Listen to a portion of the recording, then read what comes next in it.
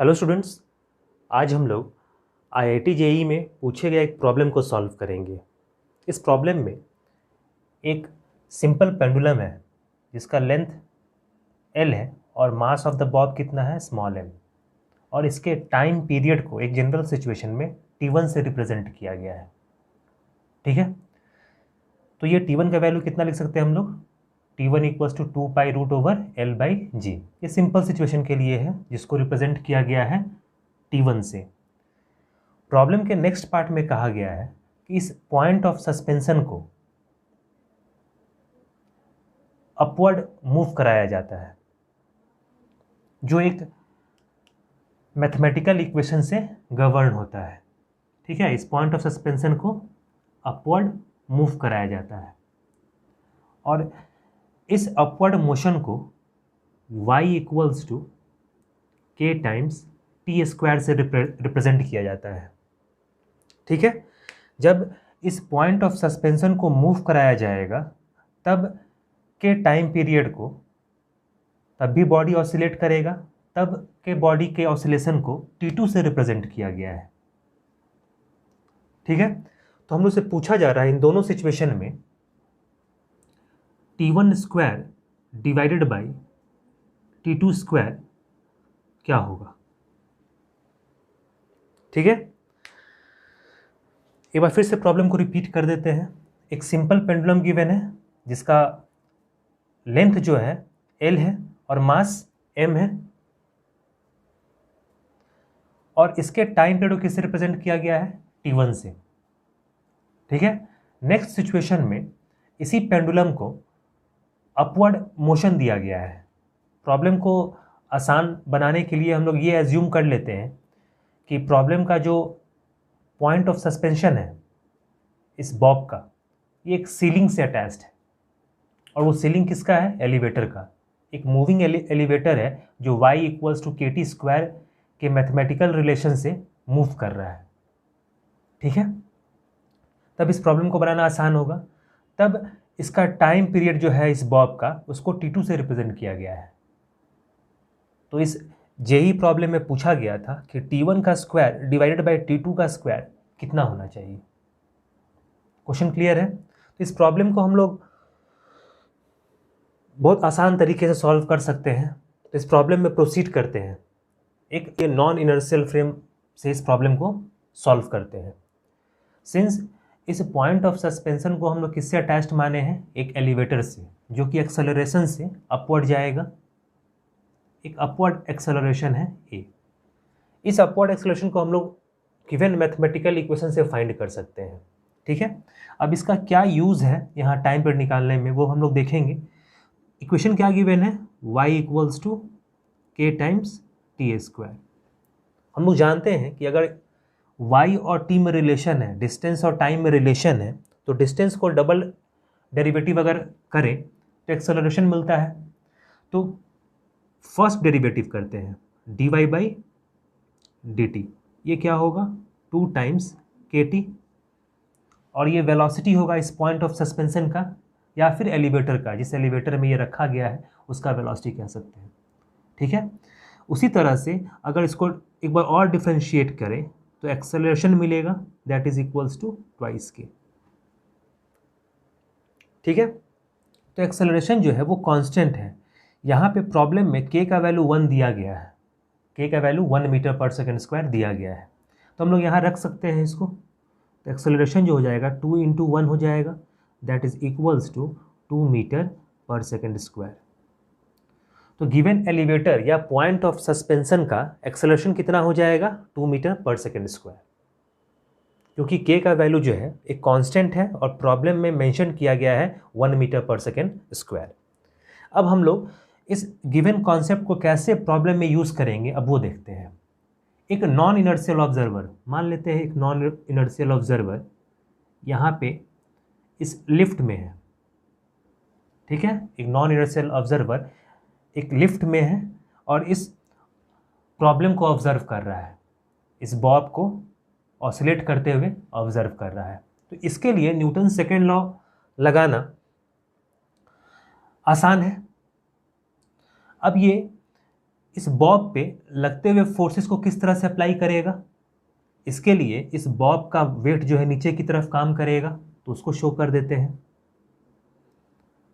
ये कितना होगा, m टाइम्स जी, mg। अब इसके लिए इस बॉब पे टेंशन फोर्स भी इस डायरेक्शन में होगा, जो स्ट्रिंग लगाएगा, तो उसको t से रिप्रेजेंट करते हैं, t। क्लियर है। अब हम लोग ये जानते हैं इस कॉन्सेप्ट को कि अगर कोई नॉन इनर्शियल ऑब्जर्वर किसी फिजिकल एक्सपेरिमेंट को देख रहा हो, फिजिकल ऑब्जर्वेशन कर रहा हो, और वो न्यूटन्स के सेकेंड लॉ को अप्लाई करना चाहता है, तो उसके लिए स्यूडो फोर्स लगाना ज़रूरी है। अब ये स्यूडो फोर्स केवल इस नॉन इनर्शियल ऑब्जर्वर के लिए ही एप्लीकेबल है, एक इनर्शियल ऑब्जर्वर के लिए नहीं जो कि बाहर से खड़ा होकर ग्राउंड से देख रहा है। क्लियर है। तो ये नॉन इनर्शियल ऑब्जर्वर पहले इस एक्सेलरेशन के डायरेक्शन को देखेगा किस तरफ है, क्योंकि ये नॉन इनर्शियल ऑब्जर्वर इस एलिवेटर में ही खड़ा है, तो इसका मोशन किधर है, अपवर्ड डायरेक्शन में। तो अपवर्ड डायरेक्शन में एक्सेलरेशन है, तो मास टाइम एक्सेलरेशन किधर लगाएगा, वो नीचे की तरफ। ये एक फिक्सियस स्यूडो फोर्स है। तो मास टाइम एक्सेलरेशन किधर लगाएगा, इस बॉब पे। सभी सिस्टम पे मास टाइम एक्सेलरेशन किधर लगेगा, डाउनवर्ड डायरेक्शन में। जिधर एक्सेलरेशन होता है उसके जस्ट अपोजिट मास टाइम एक्सेलरेशन लगाना होता है एक नॉन इनर्शियल ऑब्जर्वर को। तो एक नॉन इनर्शियल ऑब्जर्वर इस स्यूडो फोर्स को इसी डायरेक्शन में लगाएगा। ये कितना होगा, मास टाइम एक्सेलरेशन ma। क्लियर है। तो नेट फोर्स डाउनवर्ड कितना हो गया, नेट डाउनवर्ड फोर्स कितना हो जाएगा, mg plus a। Net downward force जो हो जाएगा वो हो जाएगा m times g plus a। Clear है यहां तक। तो इस ऑब्जर्वर के लिए जो इस बॉब पे जो फोर्स काम कर रहा है नेट डाउनवर्ड डायरेक्शन में, वो कितना है, m times g plus a। यहां तक तो क्लियर है। अब प्रॉब्लम को सॉल्व करने पे आते हैं कि टाइम पीरियड निकालेंगे कैसे। तो हम लोग नेट टॉर्क मेथड से भी निकाल सकते हैं, एनर्जी कंजर्वेशन से भी निकाल सकते हैं। तो डिफरेंट तरीका है निकालने का। हम लोग इसको नेट टॉर्क मेथड से अप्लाई करके सॉल्व करते हैं, ये आसान है सबसे। हम लोग इस पॉइंट ऑफ सस्पेंशन के अबाउट नेट टॉर्क निकालने जा रहे हैं। अब इस पॉइंट ऑफ सस्पेंशन के अबाउट टॉर्क देने वाला केवल एक ही फोर्स है। वो फोर्स कौन सा है, m टाइम्स जी प्लस ए, ये जो डाउनवर्ड डायरेक्शन में काम कर रहा है। क्लियर है। क्योंकि ये जो टेंशन फोर्स है ये तो इसी पॉइंट ऑफ सस्पेंशन से पास कर रहा है, तो इसका टॉर्क इस पॉइंट के अबाउट नहीं होगा, जीरो होगा। केवल जो टॉर्क होगा वो यही फोर्स प्रोवाइड करेगा, m टाइम्स जी प्लस ए। अभी ये मान के चलना है कि ये जो फिक्सियस फोर्स है ये रियल फोर्स है इसके लिए, नॉन इनर्शियल के लिए। ठीक है, ये mg की ही तरह रियल फोर्स है जो ये ऑब्जर्व करेगा। ठीक है। अब अगर इस फिगर को और अच्छे तरीके से अगर सॉल्व करें, हम लोग इस फिगर में बस एक छोटा सा चेंज किए हैं कि जो ma जो फोर्स दिखा रहे हैं हम लोग उसको यहाँ पे एडअप कर दिए हैं। नेट फोर्स को केवल एक ही वेक्टर से दिखा रहे हैं ताकि रिजॉल्व करने में कोई प्रॉब्लम ना हो। ठीक है। तो नेट डाउनवर्ड फोर्स कितना हो गया, mg टाइम्स जी प्लस ए, जो यहाँ पे शो किए हैं। अब इसी फोर्स के कारण यहाँ पे इस पॉइंट के अबाउट टॉर्क होगा इस डायरेक्शन में, क्योंकि जब तक टॉर्क नहीं होगा ये बॉडी ऑसिलेट नहीं करेगा, और वही रीज़न है बॉडी को ऑसिलेट कराने का।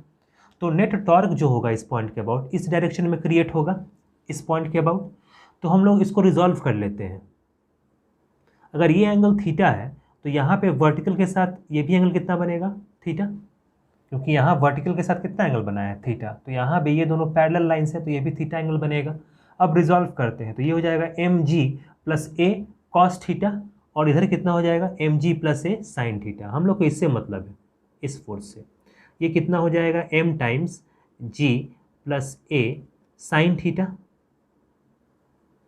और इधर कंपोनेंट कितना हो जाएगा, इसको भी लिख लेते हैं। ये हो जाएगा m times g plus a cos theta.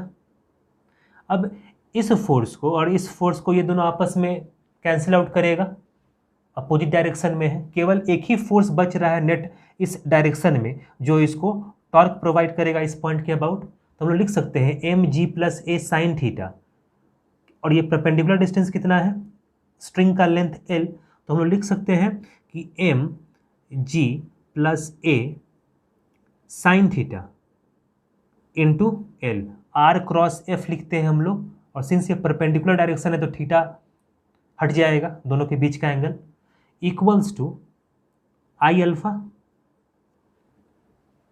ऐसा होगा। अब मोमेंट ऑफ इनर्शिया हम लोग यहां पुट कर सकते हैं, इसको फर्दर अगर ऐसे लिखें तो लिख सकते हैं M G plus A sine theta equals to, moment of inertia इस बॉब का इस पॉइंट के अबाउट क्या हो जाएगा, एम आर स्क्वायर यानी एम एल स्क्वायर, तो लिख सकते हैं M times L square. Mass of the bob M है और एल जो है स्ट्रिंग का लेंथ है, तो जितना मास है और जो दूरी है उसको मल्टीप्लाई करते हैं तो मोमेंट ऑफ इनर्शिया मिलता है, सेकेंड डिग्री होता है moment of inertia into alpha. एक मास से ये सिंगल मास कैंसिल आउट हो जाएगा, और यहाँ पे जो एल है ये एल इस एल से कैंसिल आउट हो जाएगा, साइन थीटा के साथ एल था जो यहाँ मिसिंग था। अब इसको लिख सकते हैं हम लोग g plus A sine theta equals to l times alpha, ऐसा होगा। हम ध्यान से इन चीज़ों को समझना है, हम लोग टोटली डिराइव ही कर रहे हैं पूरे इक्वेशन को, ठीक है। अब हम लोग जानते हैं कि टाइम पीरियड क्या लिखते हैं हम लोग, टाइम पीरियड इक्वल्स टू होता है 2 root over displacement by acceleration, ऐसा लिखते हैं। हम लोग टाइम पीरियड हमेशा निकालने के लिए 2 root over displacement by acceleration का मॉडुलस लेते हैं, ठीक है। अब यहाँ डिस्प्लेसमेंट क्या लिए हैं हम लोग, एंगुलर लिए हैं। जब बॉब को एंगुलर डिस्प्लेस किए हैं थीटा से तो डिस्प्लेसमेंट कितना बन जाएगा, थीटा, और एक्सेलरेशन क्या हो जाएगा, एंगुलर एक्सेलरेशन। एनालॉग लेते हैं, अगर यहाँ पे लीनियर डिस्प्लेसमेंट लेते हैं तो लीनियर एक्सेलरेशन लेते हैं, अगर एंगुलर डिस्प्लेसमेंट ले रहे हैं तो एंगुलर एक्सेलरेशन लेना होगा। हम लोग का एंगुलर एक्सेलरेशन मालूम है अल्फा, यहाँ से निकाल लेंगे, तो अल्फा क्या हो जाएगा यहाँ से angular acceleration, G plus A sine theta divided by L, तो ये अल्फा निकल गया। अब टाइम पीरियड कितना लिख सकते हैं हम लोग, t equals to 2 root over displacement कितना है थीटा, और एंगुलर एक्सेलरेशन कितना हो जाएगा, g plus A sine theta divided by l, यही एक्सेलरेशन है एंगुलर एक्सेलरेशन, तो एल ऊपर की तरफ होगा और यहाँ पे जी प्लस ए साइन थीटा, ठीक है। ये मैथमेटिकल रिलेशन है।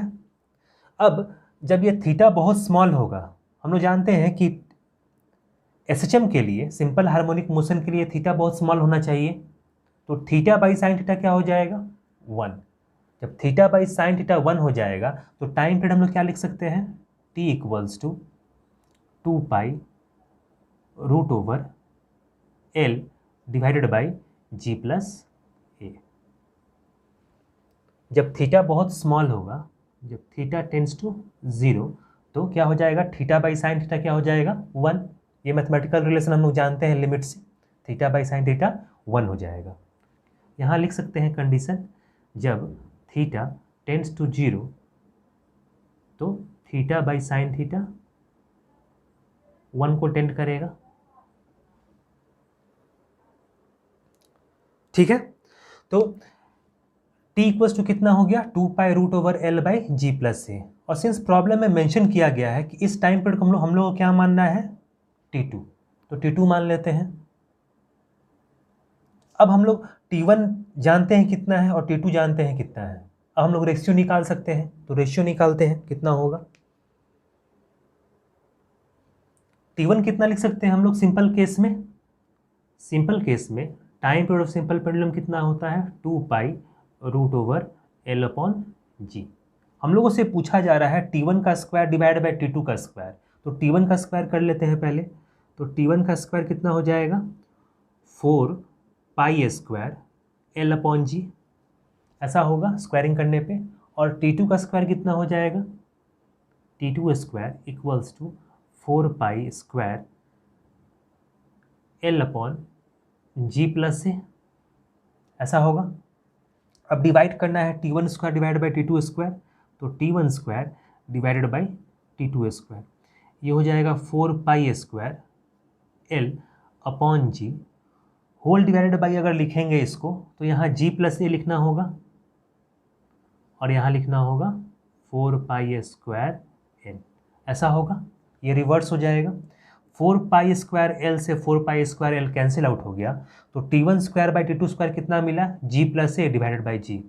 तो सिंपली लिख सकते हैं T1 square divided by T2 square equals to G plus a divided by g. Problem में गिवन है कि G को हम लोग को 10 मीटर पर सेकेंड स्क्वायर लेना है और A का वैल्यू भी हम लोग को पता है 2, तो यहाँ रखेंगे तो क्या हो जाएगा 10 + 2 12 डिवाइडेड बाई 10। इसको कैंसिल आउट कर सकते हैं, 2 5 10 2 6 12, तो T1 square divide by T2 square कितना मिला 6/5। T1 square divided by T2 square equals to 6/5, तो यही इसका करेक्ट ऑप्शन होगा। ये IIT JEE 2005 में पूछा गया था, तो काफ़ी अच्छा प्रॉब्लम था जो कि स्यूडो फोर्स और non inertial observer, inertial observer सभी एक कॉन्सेप्ट को क्लियर करता है। अगर एक इनर्शियल ऑब्जर्वर देखता तो इस प्रॉब्लम को न्यूटन सेकेंड लॉ से सॉल्व करता और वो भी इसी रिजल्ट पे पहुंचता। ठीक है, एक जनरलाइज्ड रिजल्ट हम लोग इससे बना सकते हैं कि जब भी हम लोग सिंपल पेंडुलम से रिलेटेड सवाल सॉल्व करेंगे तो इस इफेक्टिव एक्सेलरेशन पे ध्यान देंगे। बार बार इस तरह से डिराइव नहीं करने का जरूरत नहीं पड़ेगा, केवल इफेक्टिव एक्सेलरेशन मालूम है कि क्या यूज़ करना है तो आसानी से सॉल्व कर सकते हैं। ठीक है, इफेक्टिव एक्सेलरेशन जैसे अगर सिंपल केस है, पॉइंट ऑफ सस्पेंशन मूव नहीं कर रहा हो तो हम लोग सिंपल जानते हैं कि टाइम पीरियड कितना होगा 2 पाई√L/g। लेकिन अगर पॉइंट ऑफ सस्पेंशन मूव कर रहा हो, मूव करने का मतलब होता है कि ये जो सिंपल पेंडुलम है ये आइदर लिफ्ट से अटैच्ड है और वही लिफ्ट जो है वो अपवर्ड या डाउनवर्ड मोशन में है। तो जब अपवर्ड मोशन में है तो G प्लस ए आया इफेक्टिव एक्सेलरेशन, यहाँ पे केवल एक्सेलरेशन में बदलाव आता है। लिफ्ट अगर अपवर्ड डायरेक्शन में जा रहा हो, अपवर्ड डायरेक्शन में जा रहा हो तो स्यूडो फोर्स को हम लोग क्या करते हैं, अपोजिट डायरेक्शन में लगाते हैं, इस डायरेक्शन में, और यही एक्सेलरेशन इस G में एडअप हो जाता है जिसके कारण G प्लस ए दिखाई दे रहा है यहाँ पे। तो जब लिफ्ट अपवर्ड डायरेक्शन में जाए तो हम लोग स्यूडो फोर्स को किधर लाएंगे, अपोजिट डायरेक्शन में, और इस एक्सेलरेशन को इसमें जोड़ देंगे और सॉल्व करने का ज़रूरत नहीं है, हम लोग को डायरेक्टली 2 पाई√L/g प्लस ए यहाँ लिख लेंगे। उसी तरह से जब बॉडी का एक्सेलरेशन डाउनवर्ड डायरेक्शन में हो, इधर हो वर्टिकली डाउनवर्ड, तो मास टाइम एक्सेलरेशन कहाँ लगाएंगे, अपवर्ड डायरेक्शन में। अब ये अपवर्ड डायरेक्शन में लग रहा है और G डाउनवर्ड डायरेक्शन में, तो G - ए लिख लेंगे यहाँ पे। तो सभी केसेस में हम लोग आसानी से इफेक्टिव एक्सेलरेशन निकाल सकते हैं। ये बस समझाने के लिए था, इसलिए ब्रॉडर वे में, डिटेल वे में इसको समझाएं। इसको इनर्शियल ऑब्जर्वर से भी बनाया जा सकता है, किसी भी तरह का ऑब्जर्वर को लेके हम लोग सॉल्व कर सकते हैं। लेकिन जब नॉन इनर्शियल फ्रेम दिखाई पड़ रहा हो तो प्रॉब्लम को उसी से बनाना आसान होता है, स्यूडो फोर्स कंसिडर करते हुए प्रॉब्लम थोड़ा रियलिस्टिक लगता है। ठीक है, नेक्स्ट क्लास में हम लोग एक और नए प्रॉब्लम के साथ मिलेंगे और उसको सॉल्व करेंगे। ठीक है, फिर नेक्स्ट क्लास में मिलते हैं।